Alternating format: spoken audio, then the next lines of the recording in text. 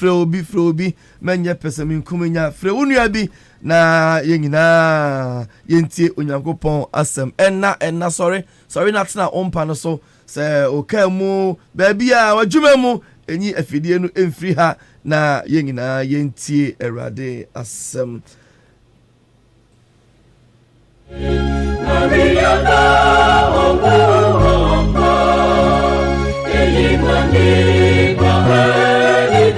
Ojontofo ne sesem woteklema pem na manon so eye apem a kameka ni nyina bom amede yi Onyankopɔn aye eye Awurade eno de yenkwa ache yen enye ya hoɔden enye ye nyansa enye ye sika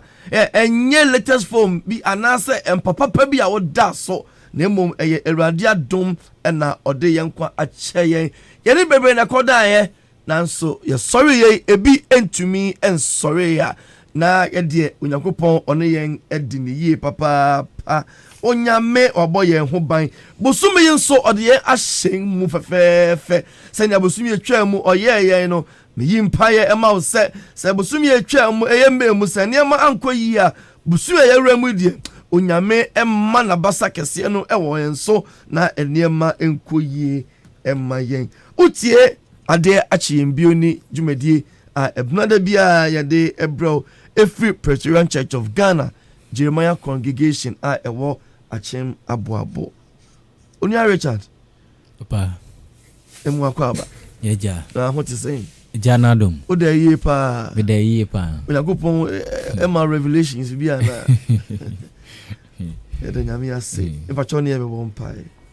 ahobrase mi ye bompai Erade yeda wase anopai wo nkwa esomu a wodi ache yen Rade mra wasem eba nkwa ne mfana nchen no yesrew se ni wasem oso mu asem makwa asem no ba beye ni a eho se eye yesrew de okra bi a wuti dwumadi akoma ene ne krashe wonsa se Rade be kasa kire okra biara obema no ho kwan ma asem ya ba ne nchen de ohu se ni obetutu nanamo na wanante se ni Rade ohwe fri ne nchen Unyame eja oba ne susu konkronde mu amen Anopai so aso otumfo Onyankopɔn ani se yede nasem a ehwam nasem a ema enkwa no ebre yen ewo okamu wadwuma mu ufie ene baabi a ote yenka ebia anopai asam a yebegina so ede etu yen hofo no yebehunu wo Ephesians chapter 6 verses 10 through to 18. Ephesians chapter 6 verses 10 through to 18. Yebes yenu aberima na wakan trostem no amain. Efiso huma no. Eye poro huma trokoma Efiso fo no iti ayensia ni mu dunwotwe de kosi ni mu du de kosi dunwotwe no. Ephesians 6 10 to 18. Ephesians chapter 6 verse 10 to 18 kenkan say dia edi akire no moma mo ho nye den Awurade ne na ho odin tumi mu mu hye Onyankopɔn akode nyina na mwatumi agina ne obonsam na ede edi asie efri se enye ye ni moja ne honam na anya na emom ye ni mpanini ni tumidie ni wiase musum atumfo ne ahomone a ewosoro honom timien yimudu miensa no yei inti munhye Onyankopɔn akode no nyina na mwatumi agina dabone no mu na moye na moye ni na wie a mwatumi agina ho enti munyina ho Monfa nokware mmomu asene na monhye trene nkatabo na monfa asomdwe asempa no ho ahodaso nhyehyɛ munan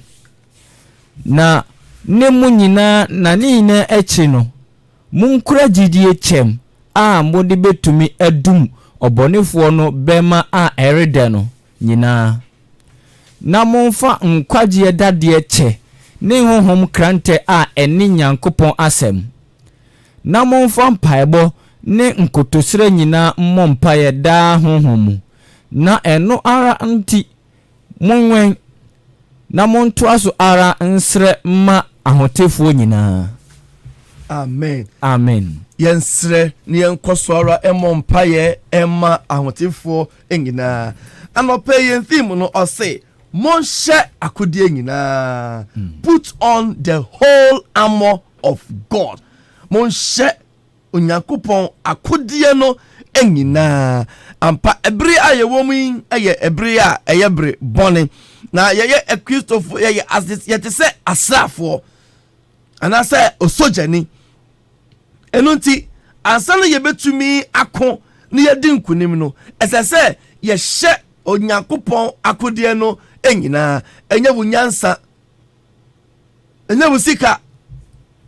na mmom no sɛ wobɛhyɛ Onyankopɔn akotadeɛ no ɛno ɛna wobɛtumi adi nkunim ɛwɔ abrabɔ yi mu ɛso. Ɔse monhyɛ Onyankopɔn akodie nyinaa na matumi agyina ɔbonsam ɛne ne nɛɛdɛ ɛso. Hallelujah. Amen. Ɔse yɛnhyɛ n'akodie no ɛno ɛna ɛbɛtumi ama yɛgyina efisɛ nneɛma a ɛkɔ so ewiase, nneɛma a ɛnɛ ɛkotia Onyankopɔn asɛm no sɛ yɛanhyɛ n'akontadeɛ no a ɛmma yɛntumi ɛnni nkunim sɛ Kristofoɔ. Efisɛ ɛnyɛ yɛne honam ani mogya ɛna ɛnya, na mmom no yɛne mpanyinnie ɛne tumidie ɛne wiase yi sum mu ɛtumfoɔ ɛne ahohomɔne. Nneɛma twɔkoko ɛka no ɛnyɛ nneɛma ketewa, ɛnyɛ nneɛma a yɛde paano ɛne bɔta ɛna ɛko, ɛnyɛ nneɛma a yɛde adwene mu hareɛ ɛna ɛko. Ɛnyɛ yɛne honam ani mogya ɛna ɛnya o, yɛne wiematumfoɔ, ɛnyɛ wiematumfoɔ kɛkɛ o, wiematumfoɔ a ɔmuti mu ɔden ahohom bɔne ɛne esum ɛne tumidie a ɛwɔ ewiase yi mu. Ɛsɛ yɛwɔ saa ewiase yi mu na sɛ yɛnsiesie yɛn ho sɛ asrafoɔ, na sɛ yɛnsiesie yɛn ho sɛ Akristofoɔ a yɛbɛyɛ dɛn na yɛtumi adi ewiase so nkunim. Ɛno nti ɛna anɔpa yi meba wo fie okaa mu adwuma mu ɛne baabi a wowɔ biara sɛ etwa sɛ yɛhyɛ Onyankopɔn akodeɛ no, na ɛno ɛna ɛbɛtumi ama yɛdi ɔbonsam ɛne ewiase ɛne nneɛma ɛkotia yɛn no yɛtumi adi wɔn so nkunim. Akontadeɛ no ɛdɔɔso, nneɛma bebree ɛne yɛbɛhwɛ mu bi. Akotadeɛ no ɛsɛ na me de menye sojani na me de nya sa akotadeɛ yi bi. Awurade asɛm no akyerɛkyerɛ nneɛma bi a ɛsɛ sɛ yɛyɛ. Akotadeɛ bi a ɔsɛni bi a ɛkɔ ɔko a ɛwɔ nneɛma bi a ɔfa a ɛbɔ ne ho ban. Ɔsɛni bi a ɛkɔ ɔko a ɛwɔ nneɛma bi a wɔsiesie ne ho ɛsan sɛ ɔko no ɛden. Wiase no mu tumfoɔ ahohommɔne ɔmo mo wɔ ennua so, ɔmo mo ti nsuo mu, ɔmo mo wɔ honhom mu, ɔmo mo tata yɛn de ya many. Nanso sɛ wohyɛ akotadeɛ no a eyi ehu efiri wo so. Sɛ wohyɛ akotadeɛ no bi a ɛsɛ wokɔ afuom na wohyɛ Wellington boot, wodu baabi a atɛkyɛ ɛne afro kakra ba ɔtumi sɛ daabi me mpaboa no a mehyɛ no ɛden ebetumi ɛde me atwa. Anasa uyusu 4x4 car na wonam baabi a ɛyɛ atɛkyɛ wodu hɔ asum sɛ na sɛ wei deɛ me car no ɛwɔ ahoɔden enti wobɛtumi ayɛ den afa atwam akɔ. Saa na ɛsɛ Kristofoɔ yɛhyɛ Onyankopɔn akotadeɛ na aboa yɛn ama yɛtumi adi ewiase so ɛne ɔbonsam so nkunim. Nea ɛdi kan akotadeɛ a ɛsɛ sɛ Kristoni biara hwɛ akyire kwan yɛnhyɛ akotadeɛ a ɔsɛ nea atumi agyina ɛdabɔne no mu. Ɔse enti munyina hɔ momfa nokware ɛnkyekyere mu asen, the belt of truth. Momfa nokware ɛmmɔ yɛn asene. Megye di yɛ sɛ ɔyɛ ɔbɛrima sɛ ɔyɛ ɔbaa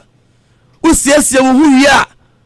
me na be se o de ballot den eboso o sha belt no a eno ene ema watade no agina se wa ma belt no a ema watade no eroro o se mumma yemfa no kware emoyen asen ekristofo ebredu a akotade a edikan akodi a edikan a yebetumi di edi obonsam so ene ye wiase mutumi di so no yemfa no kware emoyen asen. Papa Rich, yeah, se chokugo kache ye say yemfa no kware emoyen asen a na opache say papa titi akura na chese di opeso ochre ne se wo se ye nipa ye dinukre bibia ye no eni kwanse ye ntwache ya ade ne ye fita ka se ye fita etuntuma etuntum tie ka se obi de no kware abonase ne a se nipa no onhwe nipa huhu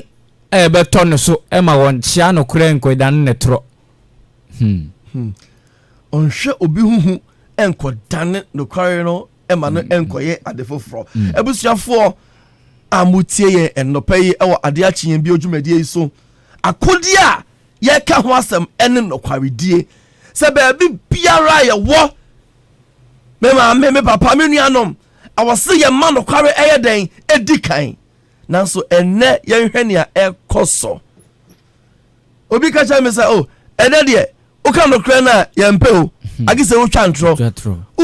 de nipa eji wutum na o ka no kra no pa de a nipa enji wuntum o say ansa no ye betumi edi ewiase so no ansa asa akota de no a eye no kware no eno ne sesa ye den edi akoten e wo ya brabom se ekristofo. Truth is the belt that holds every believer together. That's also be sum nyame. O se wo ba nanti Kristo ekwa so. Na se wa ma no kware eni kan ya na o dada wo ho. The belt of truth. And na no kware asa. Na so onyakopo asam e kai ya no person no kware nsan ye. Mama ye moden se e be di no kware akosi owuo mu. Na enkwabotria Erade ashishama ye no yensa aka ene adwumam entro enema ekoso ene onyame asam ekacha yense baabi biara yawo no yemma no kware emmo yen asen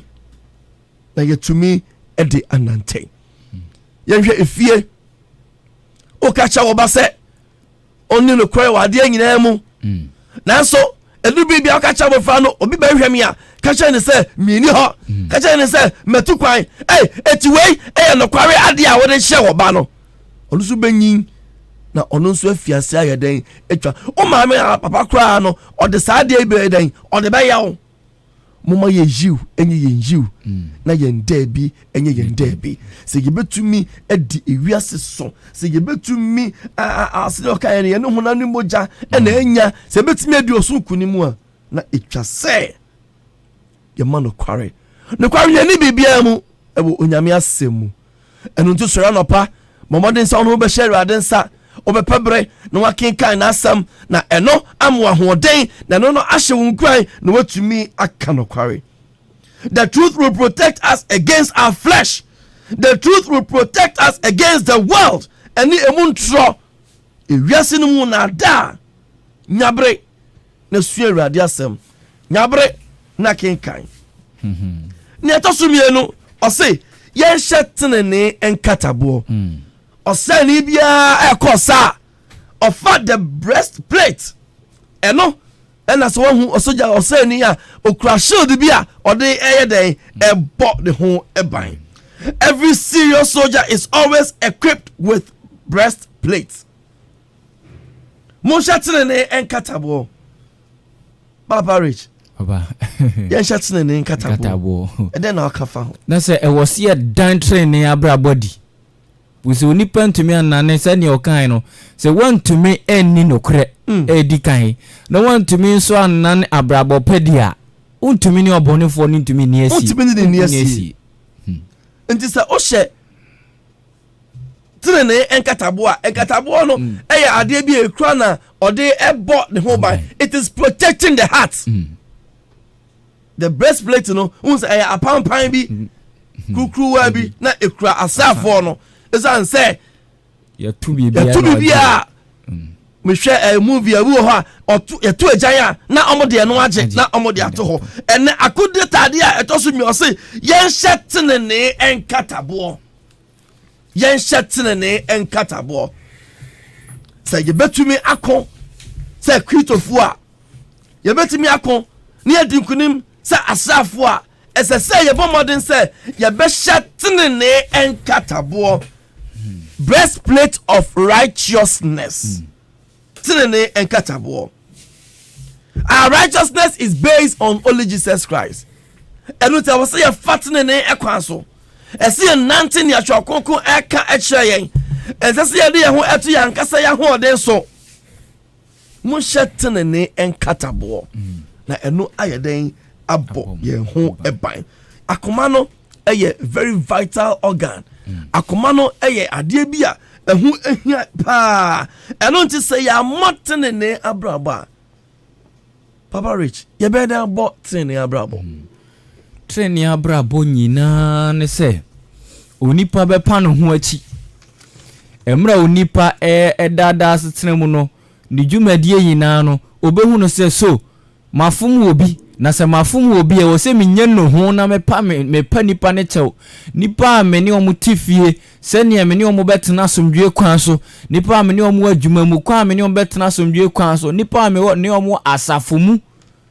se ne me nipa nyina be kasa asomdwe kwan so na menye nipa amra asem aba no me de me kan bi pe na masai bibia eno ne trene abrabo a onyankopon ka ho asem eno ne trene abrabo a onyankopon ka ho asem da bia na mo nya sore ko da bia me ka awafidie yi so ene ba bia yegina eye asori bia se onipa bia usuban ene se bra wo ba bia obia eni ho no ni awoye no ene no usuban ni awoye when no one is looking at you, when no one is watching, what you do is your character. And you bro ba sorry. And abra wonam kroma obi ehu say eh wo de aso abofo kra o chen no. Enya no when you are alone. Bra nko wo sheto kro be mu no, nia wo jo no eno ene usuban. Anonti o say yen shatene de enkatabo. Ya besre enuanu ni adofo ewo Erade Yesu Kristo mo yehu eniema bia entie ba bia okwa wa onim se emwa no enko ho enema bia wa wo ye awonim se enye no identify righteous activities humba bia tini nema bia wo be ye be boa wo eno na fa ho hyem onim pefe se esano nye ese woni pedua nsusu enu ana obeye seba de so mo ahoden amen a ode betwe ho afri ho live a righteous life enu bibia wat bi hu se program ya ye hwe o TV so die and need the beliefs aminim e wo hwakunkum no eno no emfa na so esa se ewiase no mu niam we de na do ho ede na odo ho ahyem o se yen hyatene ne enkatabo the breastplate of righteousness wanya no so a untimi nyeden eni enkunem. There were a lot of TV programs on air enema bebre na ekoso emudie na ohwe emudie na ebo ma wanyi so Kristo ni emudie na wohwa ekenya wo na ema wo nante ema wo kowanim ema adwuma kwaso ema mpuncho bu abrabom wa kai anope ya program bia na wohwe emfa so be mpa na de breo emfa so be mpa na de breo sipesi edinkunim se hye akotade no ye hye nya bi o shall shedding na it was some wo must put on the breastplate of righteousness. I say, put on the sandals with the gospel of peace. Asumdie asempa. No huani da so. Enshemu enam. Asumdie asempa. Si yakase sandals obi akọ baabi a oyɛ dɛ ɔhyɛ mpaboa me gidi sɛ ne nti standards tete no na standards pa na ɛwɔ sɛ na nka bɛka sɛ oyɛ nhyɛ shoe nti bibia o hyɛ na ode anante no ɔse ɛnyɛ dɛ ɛnyɛ asomdwie Papa Rich na tesa ha no etese de wode onyame asɛm no toto mpaboa ho no mpaboa bi a wobɛhyɛ bia wo baabi a betumi de akɔ mpaboa bi wa baabi wa wontumi fankɔ menyini sɛ wobɛhyɛ wobɛtumi ahyɛ mpaboa a ɛda fam de akɔ nante nkasɛ mu entumi nye yesa ana mpaboa bi nso wobɛtumi de ahyɛ kura fagyem a wonti sɛ gya kura yɛ de ɛhyew nto sɛ yɛmfa asomdwe sempa no ayi onyame asɛm ani daso mu no yɛmfa nhyɛ yɛ nan na tete de ahyɛ wo nan a wonama onyame asɛm na de wonam ba onyame asɛm na de ba eti ubi bia wo ne yɛ bibia ma omnipa bia hu sɛ we de onyame asɛm yɛ de ɛti ne mu onyame asɛm ti ne mu to onyame asɛm na de wonam enti wonya ade bia yɛ basa basa sometimes aya yensu ni e ban kura bu afoforo abam ai nto ye kristoni no kasa sei to kristoni no ye sei o kristoni otum kasa o after ma menyimani eya den amesa sansa na mawu betunim da abu o se wo de onyame asem no hye wo 90% paboa o so se asem eya asomdwe nsem na so obi enu a obi obegya asem paboa na to a ono be fa paboa bia nyanya paboa asem na ye kan ne mom ne ye pache se ugya onyame asem no to na wo nante se ne wa pa obebre asomdwe wunya bi we ma meka yanyum a o se asomdwe ma moma wonsua mo na mo no dom ho yie se yesa eno na asomdwe ebe den ebe tena mu fie mu na mo nhyira so ayeden ayekese ent aya principle asomdwe ma moma wonsua mo mo no dom ho yie mo so dom ho a na asomdwe ebe den ebe tena mu fie mu na mo nhyira so ayeden ayekese baby awo eda asomdwe ba unante ko baby ono no waba obesan ne ma osi ye ma asomdwe asempa no enye den enhye ye nan enye den ye benante baby ye ko biara no ye nhwehwe asomdwe papa bia obe ye omampani se ye kaya osi o me de me pa asomdwe obi abode ro osi me de me pa asomdwe baby owo bia hwesa asomdwe be den ebeba ho yembisa ye ho se empendo do ahe ene masa asomdwe yi eba yemfie empendo do ahe ene masa asomdwe yi eba ye abusua mu unti hwe na abusua na ye unti hwe se na adwuma na aye basa asomdwe asempo se ye mfa hye ye nan that means baby ye be ko biara ebebo ye ho ban baby ye be ko bia ye hasa asomdwe ebe dey ebeba asomdwe be ye adwuma sanse yeni wiase mutumidifo na anya na se ye de asomdwe ko ho a e ma omoboto sa asomdwe ko ho a e ma mutumi anya adwuma sanse bia basa wo bia no sakasaka nso ho na se asomdwe ebemu a enema nyina eyitin we stand firm so mpabo ano to no for say ase na de utieti ho a okonyame asem no emu oden sa asomdwe no na ye ka ho asem. As believers we have peace in knowing what Jesus Christ has done for us. Mama ye mo asempa no so ho dawuro ende ma kase onyankopon aye amaye no let's share yen ni ho adanse na yen so ye mo tene abrabo nani adofo mutie ye wo Ahenkan FM 93.3 dwumade bia ye de ebramo blada no pa bia ayato ni din Ade Akye yembioni na yegusu a ye ne mo eche no ni etoso na is the shield of faith mu kra gidie echem the shield of faith benia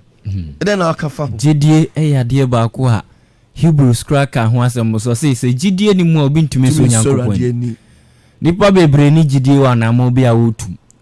wate asem no tena no pot na wia tena nwumre enso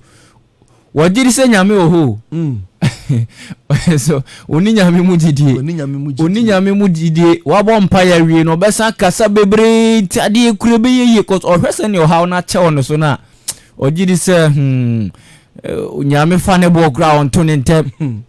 sana na bebre ne ento se gidie chem no a yenya no yensom na se yesom we eno ne betumi dia dum obonefo gya no ene ye friend say egya no asene there bema no a ere de no ye betumi di gidie na ya de edum no na chese unya gidie a ensem bia obi kan no ensem no ntumi metwitwaw asem bo atie betwitwaw ebebubu tumi se bubu nkasa mu ina asem no tumi ehye omu a na afi wabamu bu ade papa bia wo ye ho nya chese ugidi kura se ade no wo ye kura nya de enye ye bi o se mo kura gidie echem sania ye nua no aka no Christopher edubri bia na yen gidie no eswate edubri bia na ye gidie no ehwan hwe onyankopon the God is faithful onyame ye onokwafo mama yen so yen gidie mu yie mama yen kura yen gidie mu onyankopon waka eboshe sem bebre na akire yen. Take time to remember the promises of God. I see, he will never forsake us. Deuteronomy 31 verse 6. He will never forsake us. I say, call on him and he will answer. Psalm 50 verse 10. I say, from here them na mede meja oso oja oso a obesa ka nsam akese ayede hinta achaw. He will make your path straight. Proverbs 3:5-6.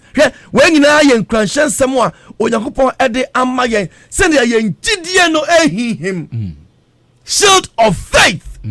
Yare na ba. Awonche na ba. Nanso kura wo gidie mu kwa wujidie cham no na no na obedi kunim opa ba enkunimudie ma opa ba lipa ba srewo opa ba wasom awurade asom ade kitu yi eno mo na yi wabo hui so bigina oyo srani mapa oyo srani prekope fa wujidie cham no ekura empa ba emu abamu emu na onyankopon ebema wadi enkunim ni etoso bio. You must put on the helmet of salvation. Enkwaje daddy echeno enkwaje kwa anye den salvation rich. Enkwaje anye se onipa te ase o nipa bebre dwene se enkwaje te se o nkwa wote ase da bi enkwaje foforo bi wo ho se enkwaje no ho asem na wo ka no emra wawu no yesa wo nkwa foforo bi onipa benya ebra onipa bebo na brabo sani unyame hwehwe no unyame besa de bema obani unyame beko na henie krunkrum aye heaven no se nkwanje no ho asem na oka ne mom nyamra wote ase no nipa dia wedi onipa be wo bija to honom obija ato ho enuanu ni adofo ye wade Yesu Kristo mo akodie edi wa ye ka no the helmet of salvation enkwaje dadie eche unso bi timoto so a na unso de ade bi ayeda akata neti advert bi ana omo eyi o the watermelon accident no ojaibo ha na apai basa na omo de kire se obi aka moto bi a no also oyede wo she helmet na kwanhia bi ba uti angeden ampapai osani bi a anase ni pekwa yeti ena kra bibia it is a vital organ enunti I'll say ye den ye boho eban enkwaje dadie eche. The believer's helmet of salvation is very very crucial. Esa odo ho emma Yesu Kristo ni e wo foforo se na biribi esa wo fie ha no Nicodemus ekwa awurade ho benya den menya dan kwa o se ma ye wo foforo ebi amadu mede komi na yem se yensa e ko me foforo obepa ho ache no fa Yesu Kristo se ura ene waje nkwa eno eno obi entumi engine free wonsam so kwasika na okwa ofie kra awo besmetime eden abawura ho ebetumi mpo afi wonsa atofom apai ebetumi mpo ayira nanso enkwaje dade achew yi die obi antumi nyaden engi enfree yensam unisa wo hye eche no so a ebo wani ebo waso ese ebo wuti hu den eba enkwaje dade ache eno ene akode no a yebetumi ahye ededi obonsam ene ne na ede ene esum a edu ewo ewiase mu me kanfo sa akode yi ama ye hu ni edi ho se the sword of the spirit huhumu enkrante huhumu krante a ene unyame Nyankopon asem na so Nyankopon asɛm no ti obi mu a okrankrante honhom nkrante de ne yɛde nkrante yɛde nkrante di ako na sɛ ukra honhom nkrante a bibia ne wa bitumi aha wa brabo no bibia ne wa betumi abakɔ hoɔdenfo fie akɔbo na animu no so dabi nti onyame asɛm ne ti obi mu a na sɛ onyame asɛm no te sɛ nkrante na ɔsoma nkrante nso tumi yɛ nneɛma pii nkrante tumi yɛ nneɛma pii nneɛma yɛsuasua nyinaa de all what defensive weapons na sɛ yɛhwɛ sɛ nkrante ekuro bi a wakɔdare nkrante emu adwuma yɛ paa unse bi a yɛhwɛ movies a ɔde nkrante ɛko the way a ɔyɛ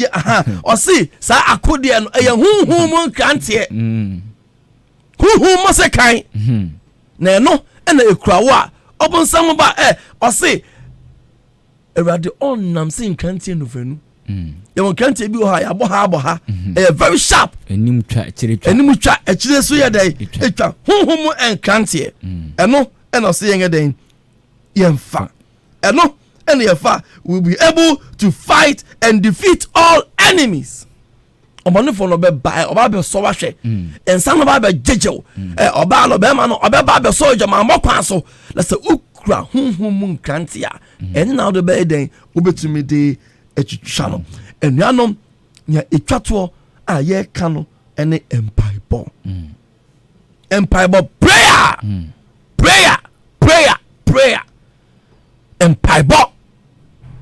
empaibo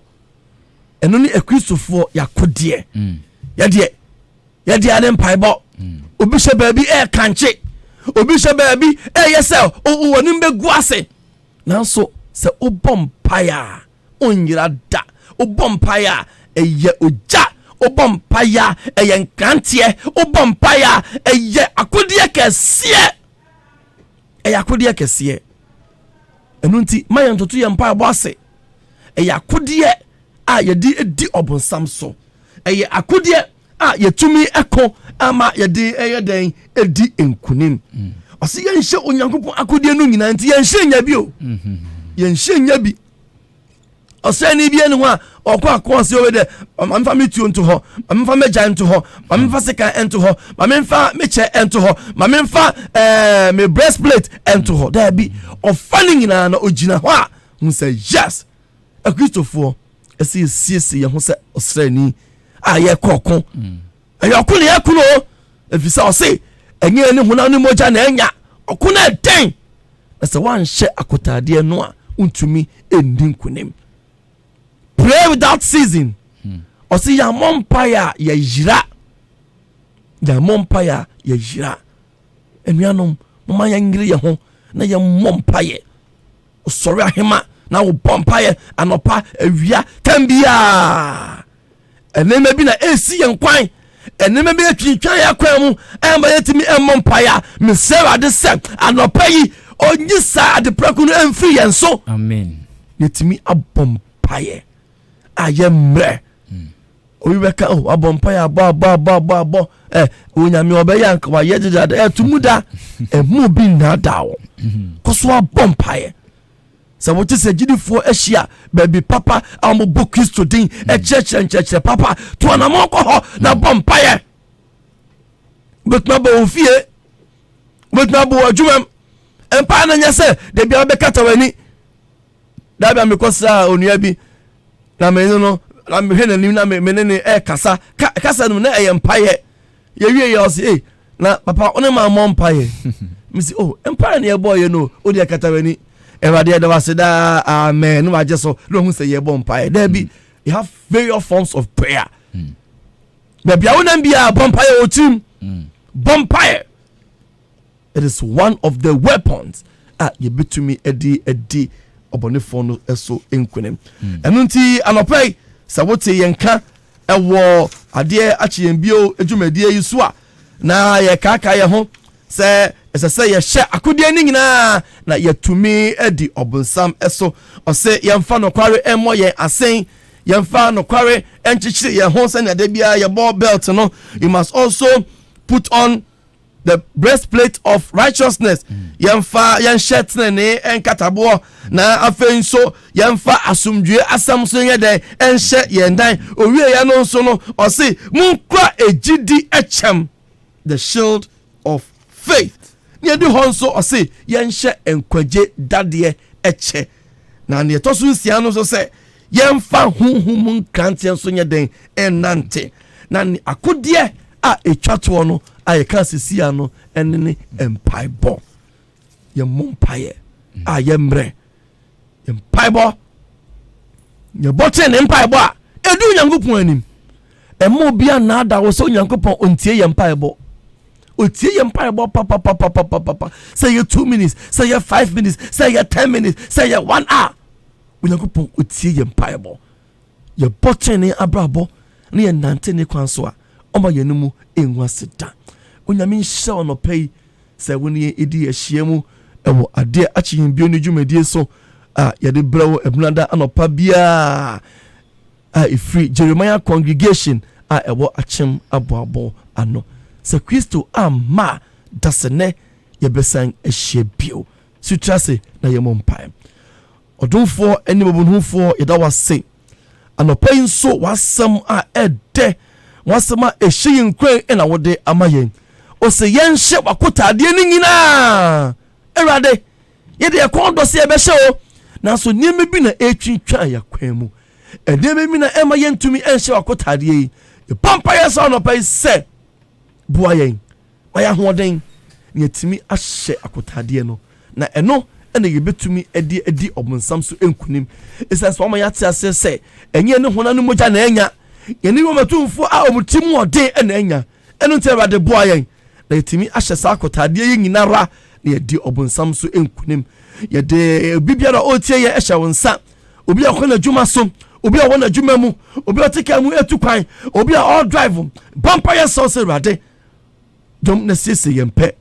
ti wɔnim kyerɛ obi biara na enwie ekunumdie ɛma yɛn ida wase sɛ wɔtie yɛn mpaebɔ wɔdɔm a ɛnsada ne nti amen yɛkɔ so ara ɛto nsa afrɛ asafo mma ɛna obi biara wotie yɛn no sɛ ukwada biara yɛyɛ midweek teaching service yɛyɛ nkyerɛkyerɛ som ɛno nti yɛto nsa afrɛ mo sɛ ɔkyerɛ nyame yɛadom a anwummerɛ nɔnson ɛkɔsi ɛnɔnwɔtwe yɛn nyinaa yɛbɛhyia mu ɛwɔ Jeremiah asɔre fie hɔ na yɛn nyinara yɛsua Onyankopɔn asɛm sɛ ɔnkɔ asɔre bia nso a yɛto nsa afrɛ wo sɛ bra na ɔne yɛ ɛnsom ɛwɔ Old Town ɛne New Town nyinara New Town ɛsom no efiase anɔpa nɔnso ɛmpɛ mu pɛpɛɛpɛ na Old Town dwumadie no nso Old Town som no nso efiase nɔnkono kosiada anɔpa bia yɛhyia mo bebree yɛsɛ Onyankopɔn nhyira no sɛ ɛndom ɛnka mo ho Onyame Agya Ɔba ɛne Honhom Kronkron edin mu amen.